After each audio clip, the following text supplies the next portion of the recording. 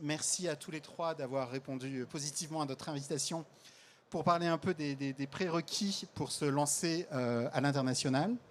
On va peut-être commencer par une présentation rapide des différents réseaux. Dominique, est-ce que vous pourriez nous parler un petit peu du groupe Novi, connu plutôt pour son enseigne Boti Success, mais pas que, puisque je crois qu'il y a plusieurs autres enseignes. Est-ce que vous pourriez nous présenter rapidement un peu votre parc à l'international et un peu votre histoire très succinctement de conquête du monde quelque part? On va essayer d'aller rapidement. Bonjour, donc Dominique Munier, le groupe Novi. Le groupe Novi, c'est une société familiale qui existe depuis plus de 50 ans, avec une enseigne majeure qui est Beauty Success Parfumerie. Et aujourd'hui, nous avons une enseigne Beauty Success avec un concept de parfumerie d'institut et une enseigne, il n'y a que de l'institut sous Beauty Success, et JFG Clinique, qui est un concept, je dirais, de technologie sur la beauté et le bien-être. Nous avons au total 550 points de vente en France et à l'international.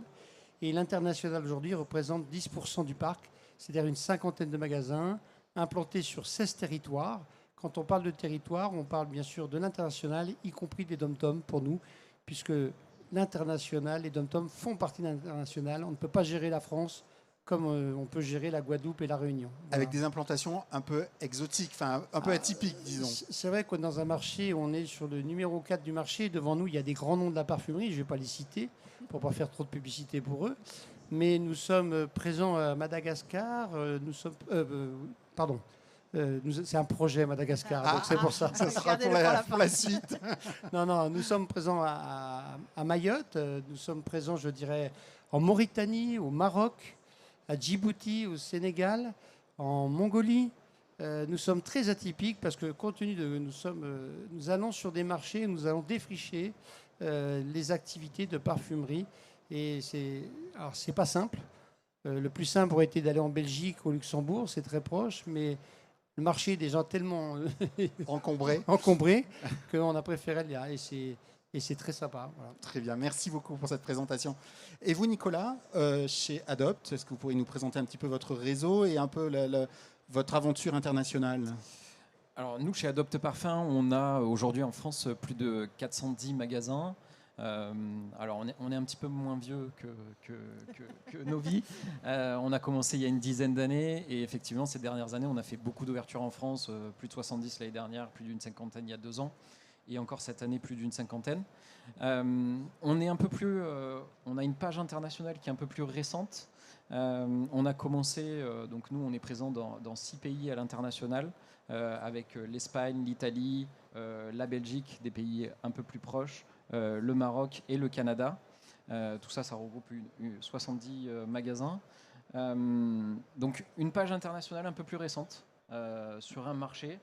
Si vous ne connaissez pas la marque Adopt Parfum, c'est contrairement aux autres marques qui sont sur la partie sélective du marché, on est plutôt sur la partie accessible. On propose des produits à 11,95 € les 30 millilitres. Et on est surtout producteur de parfums puisqu'on possède aussi nos propres usines. Donc un positionnement assez atypique dans cet univers plutôt de distribution sélective. Positionnement atypique et en même temps, je pense que quand on regarde le marché, c'est un peu comme sur l'automobile. Hein, vous avez des marques très premium, vous avez des marques de masse et vous avez des marques d'entrée de gamme. Qui proposent des produits aussi, une voiture qui roule, hein, Dacia, etc. Quand vous regardez le marché de la parfumerie, notamment sur la France, vous avez et vous aviez uniquement des marques de sélectif. Et en bas, vous avez des marques qui étaient très peu structurées, qui étaient plutôt dans les supermarchés, qui étaient plutôt de la copie, qui étaient quelque chose un peu d'éclaté. Et du coup, nous, ce qu'on a fait, c'est qu'on a plutôt reconstitué une offre de qualité avec un prix accessible. Ok, merci beaucoup. Et vous, Enea, est-ce que vous pourriez nous parler de votre réseau d'Oppio Malto qui est un peu, disons qu'on renverse un peu le point de vue puisque c'est un réseau qui a été créé en Italie et qui est aujourd'hui présent en France. Donc finalement, l'international pour vous, c'est la France. Est-ce que vous pourriez pareillement nous présenter un peu votre réseau, son histoire et son développement en France? Exactement. Aujourd'hui, je représente justement Doppio Malto et ce qui est très intéressant justement que nous aussi, on est très très jeunes. on est né en Italie en 2015, où on a ouvert notre premier restaurant à Scalo Milano, que c'est un petit centre commercial à côté de Milan, et où on brassait notre propre bière. Justement, nous, on est brasseurs et restaurateurs italiens. Notre cheval de bataille, c'est la bière. Et ce qui est très sympa, ce qu'on disait justement, c'est que nous, on a commencé le développement en Italie. Aujourd'hui, on a entre Italie et France une soixantaine de restaurants. Et notre expérience à l'étranger, c'est la France, où on vient d'arriver. On a ouvert notre premier site en 2022. Donc très récemment. Très récemment, oui. C'est un concept qui s'appelait énormément. Je pense que la bière, la convivialité, tout ça, le chaleur italien, c'est quelque chose qui est aussi un peu, surtout la bière en nouveauté dans le marché français côté italien. On est très connu pour le vin, la bière, c'est quelque chose qui sort. Et on a, aujourd'hui, on a 7 restaurants ouverts, dont 3 en direct et 4 en franchise. Et on clôture l'année 2026 avec ces 14 ouvertures, dont 9 en franchise. Donc un doublement cette année. On va doubler, exactement. Et pourquoi venir en France, en fait, quand on est un brasseur italien ? Alors, la première chose qui nous a poussé, en fait, c'est une culture à la fois très différente et aussi très similaire, ce qui nous a toujours convaincus au début. Et niveau cuisine, c'est 2 des plus grosses cuisines, on va dire, au monde qui font partie. Il y a bagarre. Ouais, il y a bagarre. Il y en a une qui est au patrimoine mondial de l'UNESCO depuis cette année. Et faire découvrir qu'on n'est pas uniquement connu pour certains types de produits, mais pour des autres aussi, on est très très fort. C'est un peu plus côté marketing, mais on a gagné plus des 100 médailles au niveau international pour tout ce qui concerne la bière. Et c'était un peu l'idée. Et aussi, niveau logistique, c'est quelque chose qui était, du moment qu'on est brasseur, on brasse en Sardaigne, c'est une facilité pour comprendre un peu les logistiques, comment ça fonctionne au niveau logistique pour partir dans des autres pays. Donc une proximité géographique quelque part, des opportunités, enfin une opportunité de venir en France et une proximité géographique. Exactement. Et pour vous, Dominique, pourquoi partir à l'international ? Tout simplement parce que ça fait partie d'une stratégie de développement de l'enseigne. Et aujourd'hui, on a un territoire national. Bon, je suis le plus vieux de toutes les enseignes, mais c'est vrai qu'à un moment, nous avons aussi besoin de dire le territoire français, et puis derrière, on a un savoir-faire. Et est-ce que mon savoir-faire et mon concept est exportable ? Et c'est à partir de là qu'on se dit, oui, on va tester des pays et on va se développer. Donc ça fait partie aujourd'hui. Notre objectif, on est à 10% du parc. On souhaite obtenir 20% du parc, je dirais, à l'international. Ok. Et vous, Nicolas, l'international, pourquoi ? Nous, l'international, c'est clairement un relais de croissance pour la marque. On arrive quasiment à la fin du maillage en France, 410, 420 emplacements. Et pour nous, c'est aussi l'occasion, puisqu'on est quasiment tout seul sur notre marché, de dupliquer notre business model dans les autres pays et d'aller chercher de la croissance additionnelle, de clairement trouver une nouvelle France en Europe. On pense l'avoir trouvé avec l'Italie, parce que c'est un marché qui reste quand même très proche en termes de consommateurs, en termes d'habitude de consommation du parfum. Mais c'est clairement pour le relais de croissance de la marque et continuer de proposer notre parfum à travers l'Europe. Ok. Et concernant les préalables, les prérequis en fait pour se lancer à l'international, est-ce que vous pouvez nous en dire un petit peu plus en termes peut-être de connaissance des marchés, identification des pays, des choix de modèles, des partenariats. Enfin, comment on se lance en fait ? Alors, et qu'est-ce que ça a changé dans votre structure en fait d'organisation aussi ? Oui, alors ça change beaucoup de choses. Alors je vais commencer par le début. C'est de se dire déjà dans les études de marché, effectivement, on doit très bien connaître son positionnement sur la France. Et nous, on sait que quand on a de la parfumerie sélective qui est très forte dans un pays, on peut proposer une alternative. Je vous fais aussi, peut-être qu'il n'a pas le lien, mais quand vous avez Coca-Cola dans un pays et que vous avez Pepsi en face, ça aide aussi à pousser les ventes de Coca-Cola. Je pense que ça, on le sait très bien. Donc nous, au plus il y a une représentation de la parfumerie sélective, au plus le marché va être intéressant pour notre marque. D'accord. Parce qu'on va proposer quelque chose de différenciant. Une alternative en fait. Une alternative, exactement. Donc ça fait partie de ce qu'on regarde en premier dans un marché. Ensuite, on fait des études consommateurs. On a besoin de faire tester notre produit. Notre produit, il est assez disruptif. Il vient un peu casser les codes de la parfumerie traditionnelle. Et du coup, on a besoin de connaître le feeling du consommateur. Donc, beaucoup d'études. Avec une approche très locale aussi dans votre développement à l'international, en fait. Oui, avec une approche très locale. Alors, nous, on mobilise toute une structure pour l'international, c'est-à-dire qu'on va créer des filiales. Par exemple, en Italie, on va créer une filiale dédiée avec un développeur dédié, des country managers, parce que nous, on arrive d'abord avec des magasins en propre pour tester le business model, pour éprouver le business model, et ensuite, on va l'ouvrir à des partenaires. D'accord. Avec une approche, un maillage limite à la ville, en fait, pour consolider le modèle, de vous approcher.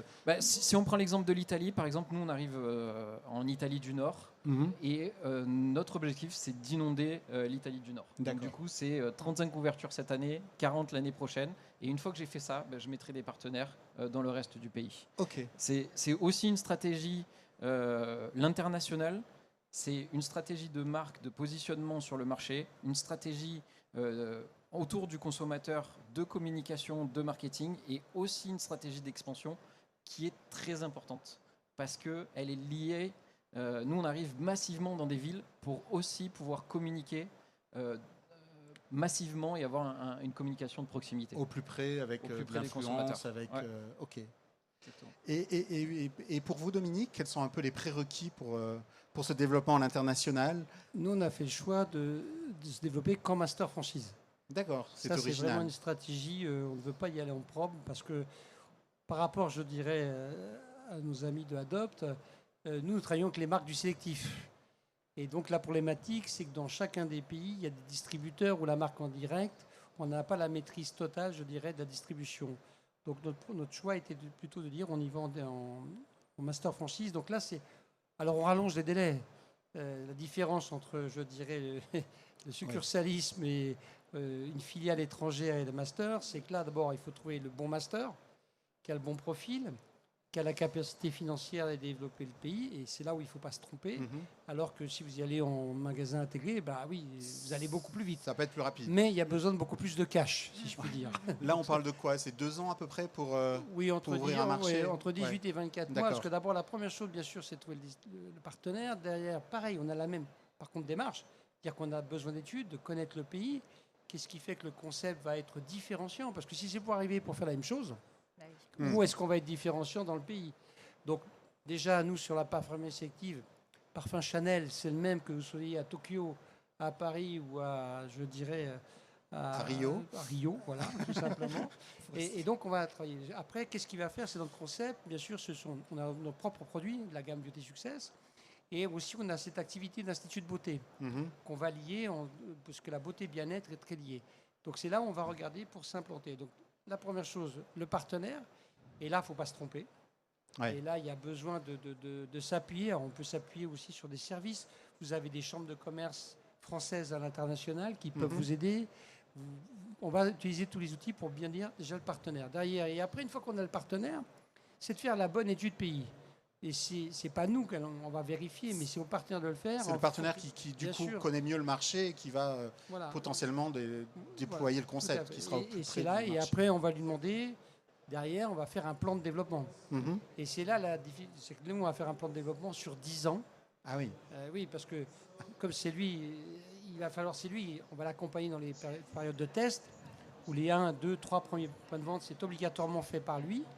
Et après, derrière, il aura possibilité soit de continuer, je dirais, en intégré, soit de continuer avec des franchisés. D'accord. C'est plus long, c'est un autre choix. Ça bloque moins de capitaux propres, si je puis dire. Ouais. Mais plus de temps. Enfin, c'est un arbitrage. Voilà. Mais c'est plus risqué. C'est plus risqué. Ouais. C'est plus risqué parce qu'il ne faut pas se tromper de partenaire. Bien sûr, parce que là, vous donnez pratiquement les clés on lui donne de la voiture. Mais comme je disais, par contre, ce qui est très important, donc, on a quand même différemment, on a une structure dédiée à l'international. D'accord. Ne jamais mélanger la France avec l'international. Ok. Vraiment, ça c'est un bon conseil à donner. Vous êtes dans le mur. Ok. Parce que le type qui fait le SAV ou de la logistique, il s'en fout. Lui, il ne pense pas qu'il y a des contraintes pour aller livrer, je dirais, à Djibouti, parce que ça doit arriver chez un transitaire, il y a un bateau qui doit partir, ça prend du temps. Lui, il a son petit camion qui arrive à livrer, je dirais, dans la Creuse, et c'est pas aussi simple que ça. Ok. Et chez Doppio Malto, un peu, quel conseil, enfin, quel prérequis vous avez pu identifier avant de vous lancer en France? Moi, je me retrouve sur beaucoup de points qu'ils Ouais. ont annoncés. Nous, ce qu'on a choisi justement, c'est d'arriver en propre D'accord. pour subir entre guillemets sur notre peau Mhm. et pouvoir intervenir rapidement. Moi, je pense qu'il faut être humble. Il faut D'accord. savoir qu'un concept qui fonctionne très très bien quelque Ouais. part, quand on l'amène à l'étranger, il faut avoir un ADN solide et un business model solide, mais derrière, il faut savoir s'adapter, on va dire, au nouveau marché. Un peu adapter Nous, on a cette possibilité dans la restauration, justement, Oui. de trouver, d'apporter l'Italie, mais la faire comprendre et l'adapter au marché. C'est très important. Je me retrouve sur un autre point qui, pour nous, c'était un peu la base. C'est que nous, on a la chance d'avoir une structure assez solide en Italie. Oui. Et justement, on arrive dans un nouveau pays où, je cite par exemple le département marketing, c'est quelque chose où en Italie on est vraiment très très fort, mais certaines choses qu'on dit en Italie qui a des jeux de mots et qui fonctionnent super bien, ça ne fonctionnera pas en France, on fait une Eh oui. traduction littérale. Du coup, on a créé notre département marketing pour garder la liaison, garder le brand et l'ADN Doppio Malto, mais En savoir le l'adaptant- communiquer. En justement. l'adaptant au marché. Autre chose qu'on a fait, c'était pareil pour tout ce qui concerne les ressources humaines. Voilà, la législation est complètement différente dans les deux pays. Je cite aussi le département construction aussi pour essayer de rester dans le délai administratif, suivre bien toutes les procédures administratives et les timings aussi qu'on se donne et on donne à nos franchisés pour respecter les ouvertures. C'était bien d'avoir des sociétés qui sont sur le territoire, sur place. qui communiquent avec nos archis en Italie et qui nous donnent la possibilité justement d'aller rapidement sans faire d'erreur Mhm. et avancer dans ce sens-là. Ok. Et quel conseil vous pourriez donner justement à des enseignes qui voudraient se lancer à l'international? Peut-être Dominique, quelques... Clairement, de mon expérience, avoir un concept fort, des fondamentaux forts, et ne jamais accepter de les modifier. Là, tu as tendance, je voudrais dire, quand on arrive dans un pays, oui, mais les gens, ils consomment de telle manière, ou ils achètent ça. Surtout pas. C'est là où est l'erreur, parce que là, vous devenez comme ce qui existe dans le pays. Oui. Et c'est là, il faut, et ne jamais, toute marque, elle est forte, ne pas traduire la marque. Hmm.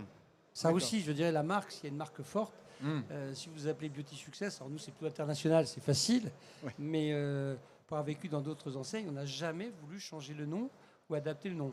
Alors, on peut traduire la baseline, Oui. parce que Ouais. là, je dirais que c'est compréhensible dans un pays, et on a la chance, des fois, de rajouter juste une petite tour Eiffel. Oui. Ça coûte pas cher, mais comme la France est quand même bien vue à l'international, C'est pas mal. Ça change pas l'identité visuelle. Ou le Paris-France, petite Hmm. tour Eiffel, ça passe bien. D'accord. Et vous, Nicolas, quel conseil vous pourriez donner? Enfin, Alors, moi, je dirais qu'il faut arriver avec une certaine humilité. Il faut être prêt à accepter le changement sur certains points. Nous aussi, on a des fondamentaux qu'on ne changera pas. On ne va pas changer notre logo, on ne va pas changer l'environnement du magasin. Mais on va faire des petits ajustements au niveau du merchandising, des produits et au niveau aussi des opérations commerciales, de s'adapter. Mais ça, c'est vraiment basique. Mais ça se voit encore, hein, certaines enseignes qui ont du mal à s'adapter à certaines opérations commerciales. Et notamment, nous, quand on est au Canada, on a ce côté plus américain, plus grande consommation. Il faut s'adapter à tous les événements. Halloween est un événement important oui. qui peut être sous-estimé en France, Mais qui sera capital pour, mais qui sera pour le capital business sur pour le place. pays. En septembre ou fin juin, vous avez aussi une opération où vous faites des cadeaux à vos professeurs. On n'a jamais entendu parler en France. Si vous ne le faites pas, vous manquez un petit peu de business aussi. D'accord. Donc, il faut regarder avec une certaine humilité, il faut s'adapter, il faut capter. Je pense que le plus compliqué, c'est de capter les petits détails. Et de ne pas justement écouter la personne qui va vous dire bah, les Italiens, c'est comme ça. Non, il faut aller dans les magasins, il faut regarder les petits détails, ce qui fait que justement vous arrivez à vous adapter. Voilà. Ok, merci. Très bien. C'est le cas pour nous, parce que c'est le ramadan actuellement. Ah bah, Exactement. Ouais. Et on est complètement dans nos opérations dans tous les pays musulmans. Nous adaptons toute la communication pour le ramadan.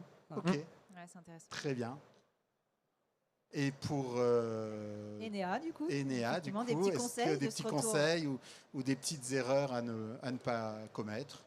Vous avez parlé d'humilité, en fait. Alors, moi, je pense que l'erreur à ne pas commettre, c'est penser de ne pas faire d'erreur.